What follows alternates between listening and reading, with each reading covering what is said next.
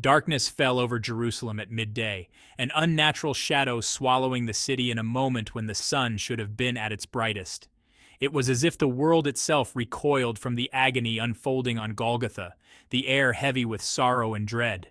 On the crest of that lonely hill, three crosses stood stark against the sky, three men condemned to die, their fates sealed by the hands of others.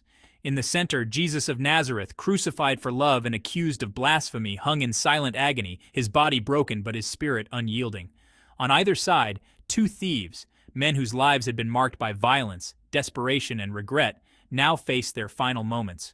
Below the crosses, a restless crowd gathered, a swirling mix of mourners and mockers, some weeping in grief, others jeering in cruel delight.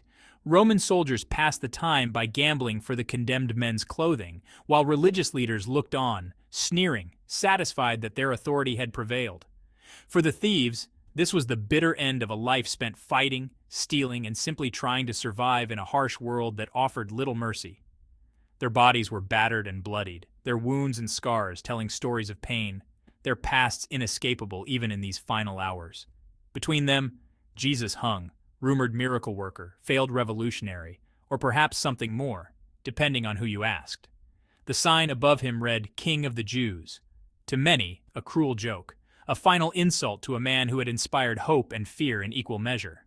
To the thieves, he was just another dying man, another victim of Rome's brutal justice, nothing more than a companion in death. But as the darkness deepened and the wind howled over the hill, it was clear that something more was at work on that fateful day. The story of these three crosses, and the souls suspended between earth and sky, was about to change forever, altering the course of history for all time. Pain and anger consumed the thieves as the hours dragged on. One, desperate and bitter, joined the crowd's jeers. "Aren't you the Messiah? Save yourself and us!" His words echoed the mockery of soldiers and priests below, all demanding a show of power. For him, hope was gone. Only rage remained, but the other thief listened in silence. He watched as Jesus, in agony, prayed for his executioners. "Father, forgive them." Forgiveness, not vengeance. This was something new. The crowd saw weakness, the thief saw strength. In Jesus' silence, he sensed a different kind of power. The first thief died as he lived, angry and alone. The second thief felt a seed of wonder take root. In the darkness, he glimpsed a light. The choice between despair and hope was suddenly clear. The second thief's heart broke open, shattered by the weight of his own guilt and the pain that racked his body. In that moment, something deeper stirred within him, a longing for forgiveness he had never dared to hope for. He rebuked his companion. "Don't you fear God? We're punished justly, for we are receiving what our deeds deserve, but this man has done nothing wrong." His voice, though weak, carried the force of truth and conviction. In that confession, he let go of blame and pride, surrendering the defenses he had built over a lifetime. For the first time, he faced himself honestly, without excuses or anger. He saw Jesus not as a victim, but as a king, one who suffered not for his own crimes, but for the sake of others. In Jesus' eyes, he glimpsed a love and authority that transcended the agony of the moment. With his last breaths, he made a simple plea. "Jesus, remember me when you come into your kingdom." It was a request born not of entitlement, but of desperate hope. He asked not for rescue from pain, but for mercy beyond death. He longed for acceptance, for a place in a kingdom he could never claim by right. It was a whisper of faith from a dying man to a dying Savior, a fragile hope offered in the shadow of death, yet filled with trust. He believed Jesus' kingdom was real, and that grace was possible even now, in the final moments of his life. Against all odds, he dared to believe in forgiveness. In that moment, humility and hope replaced a lifetime of hardness. The bitterness that had once filled his heart melted away, replaced by a quiet peace. The cross became a doorway, not an ending, a passage from despair to hope, from condemnation to the possibility of redemption. The thief's final act was not a crime, but a confession, a surrender of his soul to the mercy of the king beside him. He asked for a place in a kingdom he could never earn, trusting that grace might reach even him, even here. And he waited for an answer, his heart suspended between earth and eternity, clinging to hope in the final moments of his life.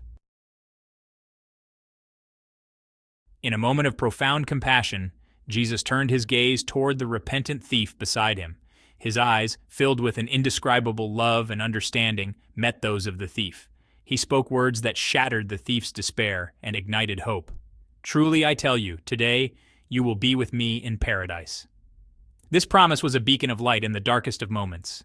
There were no conditions attached, no waiting period, just pure, unmerited grace. In that instant of faith, the thief's past was wiped clean, his guilt replaced by hope. Paradise was not just a place of peace and rest, but a promise of eternal presence with the King himself. The promise extended beyond a mere location. It was about a profound relationship with me, Jesus assured.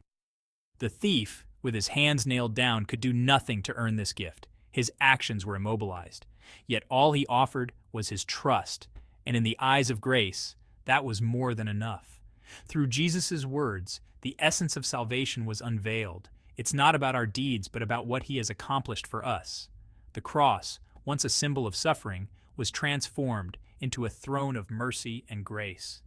That day, the dying thief became the first to enter the kingdom, his soul ascending in peace. In the final moments, grace triumphed, shining brightly at the last possible moment, heralding a new dawn. The thief's story is hope for us all. No one is beyond the reach of grace, not by age, past, or circumstance. We come as we are, broken, guilty, desperate. The invitation is open, even at the last breath. Grace is not earned, it's received. The thief's faith silences the lie that it's too late. His story proves the cross is for everyone. We all stand in need of forgiveness we cannot earn. The promise remains: believe, and you will be saved. Let this story be a beacon. No heart is too hard, no life too lost. The King still saves even at the 11th hour.